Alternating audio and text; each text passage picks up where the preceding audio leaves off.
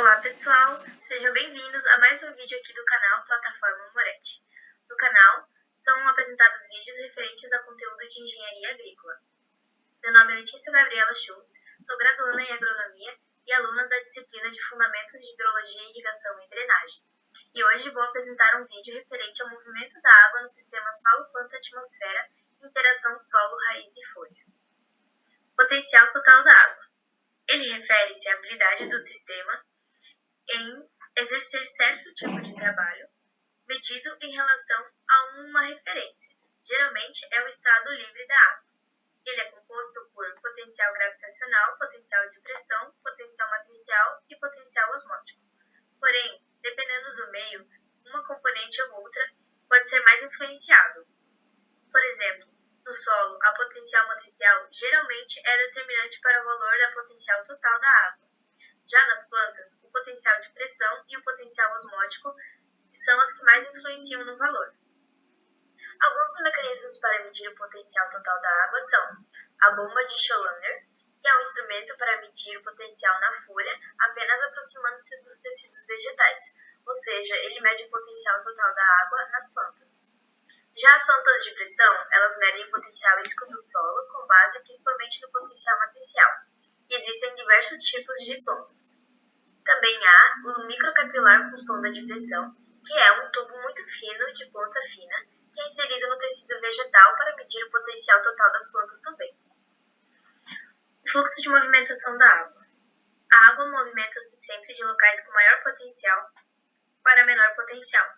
Nesse sentido, no solo, há o potencial menos negativo, que vai para a raiz, que vai para as folhas, e então para a atmosfera, a qual possui o potencial mais negativo do sistema.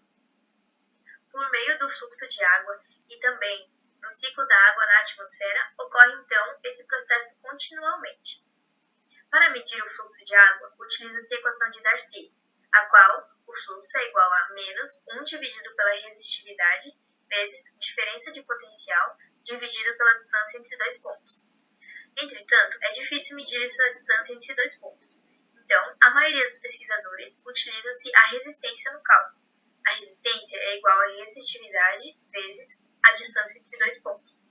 Assim, a fórmula final fica é o fluxo de água igual a menos diferença de potencial dividido pela resistência do meio.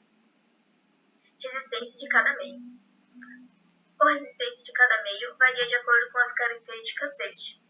Para curtos intervalos de tempo, o fluxo de água do sistema solo-planta-atmosfera pode ser considerado constante, ou seja, o fluxo Q é igual à diferença de potencial dividido pela resistência, tanto no solo, que será igual ao do córtex, igual ao do xilema, igual ao da folha, e na atmosfera também. À direita, utiliza-se um esquema simbolizando as resistências no fluxo da movimentação de água com resistências elétricas.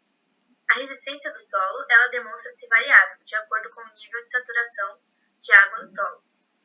Daí, então, a água passa para a resistência do córtex, a resistência do xilema, e na folha ela possui dois caminhos, ou pela cutícula ou pelos estômatos, que possuem resistência variável, estando fechados ou abertos.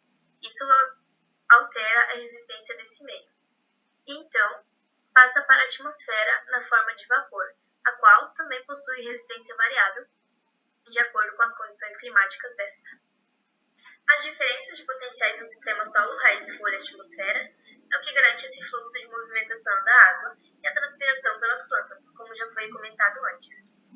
Nota-se nesse desenho à esquerda que o potencial total do solo é menos negativo que o da raiz, que consequentemente é menos negativo que o da folha e que é muito menos negativo que o da atmosfera, tornando possível esse fluxo de água. À direita, nota-se a presença de um gráfico distribuindo então essas diferenças de potenciais e percebe-se como a diferença de potencial entre a folha e a atmosfera é elevada. Interação solo, raiz e folha. O trabalho de Slater, ocorrido em 1967, demonstrou a tendência da demanda de água ao longo dos dias após uma irrigação. Dessa forma, foi irrigado no primeiro dia, então analisado as mudanças no potencial do solo, da raiz e da folha, tanto em relação ao dia e à noite, quanto ao longo de 6 dias. Ocorreu um decréscimo contínuo do potencial da água no solo e, consequentemente, da raiz e da folha também. Além disso, nota-se que quando o solo se tornou muito seco, a diferença entre os potenciais na raiz e na folha ficou reduzida, a ponto de dificultar o fluxo da água no sistema. Então, poderiam ocorrer os sintomas de estresse hídrico na planta. Obrigada pela atenção. Até mais!